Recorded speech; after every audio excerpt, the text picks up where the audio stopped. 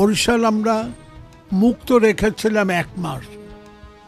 26শে March আমরা এদেশের প্রথম সচিবালয় গঠন করি সদর গার্লস স্কুলে, এবং সচিবালয় এইটাই প্রথম বাংলাদেশের প্রথম স্বাধীন সচিবালয়।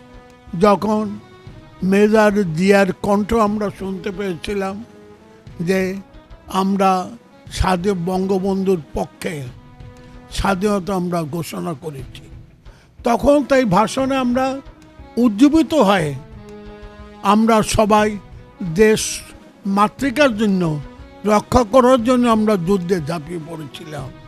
এবং 1 মাস মুক্ত থাকার পরে আমরা যখন বরিশাল থেকে 9 নম্বর সেক্টর হাসনাবাদে যাই পশ্চিম বাংলায়, ওখানে আমরা মুক্তিযোদ্ধাদের সংগঠিত করি এবং পাক বাহিনীর উপরে আমরা হামলা চালাই। এবং ওখানে কালীগঞ্জ মুক্ত করার পরে প্রথম ওখানে স্বাধীনতার পতাকা উত্তোলন করে 9 নম্বর সেক্টরের সেকেন্ড ইন কমান্ড ক্যাপ্টেন হুদা এবং তার সাথে ছিল লেফটেন্যান্ট বেগ।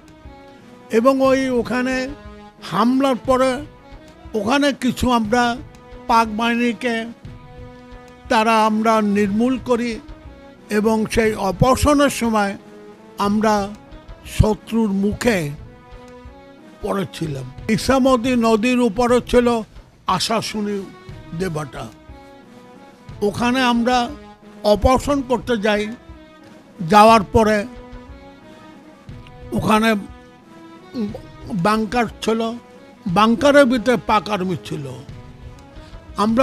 আমরা যখন পাক আর্মিকে আমরা যখন আমাদের অস্ত্র দিয়ে হামলা করি, তখন তারা ওখান থেকে পাল্টা আক্রমণ করে।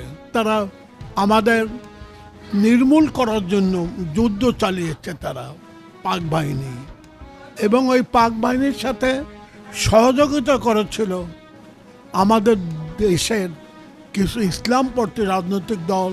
9 মাস যুদ্ধ করে আমরা একটা স্বাধীনতা পেয়েছি, একটা স্বাধীন দেশ, একটা আমরা মানচিত্র পেয়েছি।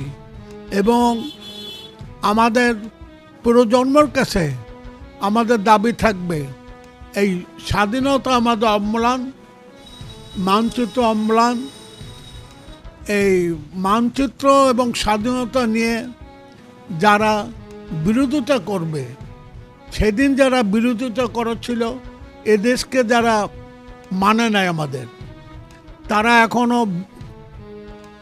দিকে আছে, তারা বিভিন্ন ষড়যন্ত্র করতেছে। আমাদের প্রজন্মের কাছে আবেদন থাকবে কোনো রকম ষড়যন্ত্র আমরা সব রকম ষড়যন্ত্র আমরা রুখে দেব, এদেশের স্বাধীনতা আমরা অক্ষুণ্ণ রাখব।